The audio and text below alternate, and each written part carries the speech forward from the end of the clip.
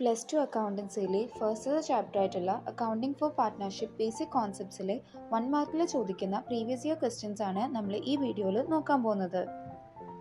ഫസ്റ്റത്തെ ക്വസ്റ്റ്യൻ നോക്കാം. Partnership is an agreement between partners to share dash of a business. Options വായിക്കാം. A asset, B liabilities, C capital, D profit or loss. പാർട്ട്ണർഷിപ്പിൽ partners തമ്മിൽ എന്താണ് share ചെയ്യേണ്ടത്?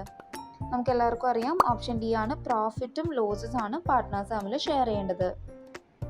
Second question നോക്കാം. Which of the following statement is true regarding partnership? ഇതിൽ ഏത് statement ആണ് true ആയിട്ടുള്ളത് നമുക്ക് നോക്കാം.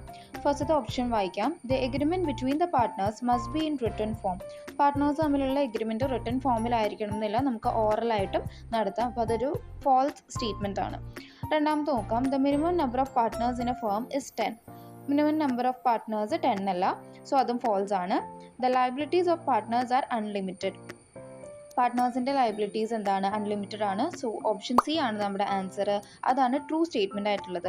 ഇപ്പം പാർട്ട്നേഴ്സിന് എന്താ പറയുക, ബിസിനസ്സിൽ നമുക്ക് എന്തെങ്കിലും ഡെറ്റ് കാര്യങ്ങൾ, കടങ്ങൾ എന്തെങ്കിലും വന്നാൽ പാർട്ട്നേഴ്സ് എന്താണ്, അവരുടെ പേഴ്സണലായിട്ടുള്ള സ്വത്തിൽ നിന്ന് എടുത്തു കൊടുക്കാനായിട്ടുള്ള, അവരുടെ ശരിക്കുമുള്ള അവരുടെ പേഴ്സണൽ സ്വത്തിൽ നിന്ന് എടുത്തു കൊടുക്കാനായിട്ടുള്ള ബാധ്യത പാർട്ട്നേഴ്സിനുണ്ട്.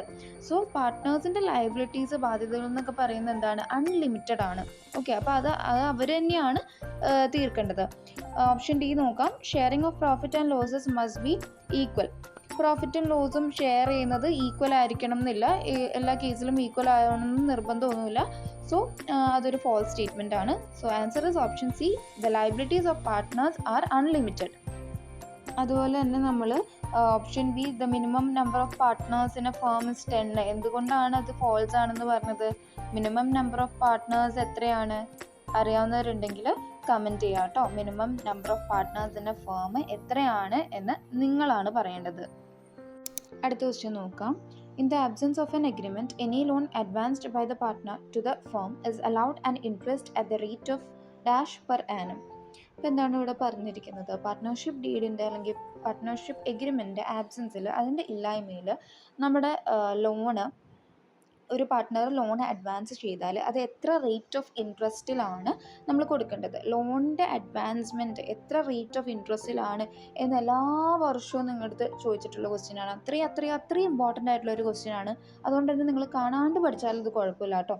അപ്പോൾ നമ്മുടെ ആൻസർ എന്ന് പറയുന്നത് ഓപ്ഷൻ എ ആണ്. 6% ആണ് നമ്മുടെ പാർട്ട്ണർഷിപ്പ് ഡീഡിൻ്റെ അല്ലെങ്കിൽ ആ ഒരു പാർട്ട്ണർഷിപ്പ് എഗ്രിമെൻ്റ് ആബ്സെൻസിൽ നമ്മുടെ ലോണ് അഡ്വാൻസ് ചെയ്യുന്ന റേറ്റ് ഓഫ് ഇൻട്രസ്റ്റ് എന്ന് പറയുന്നത് 6% ആണ്. മൈൻഡിൽ സെറ്റാക്കി വെച്ചോളാം. ഓക്കെ.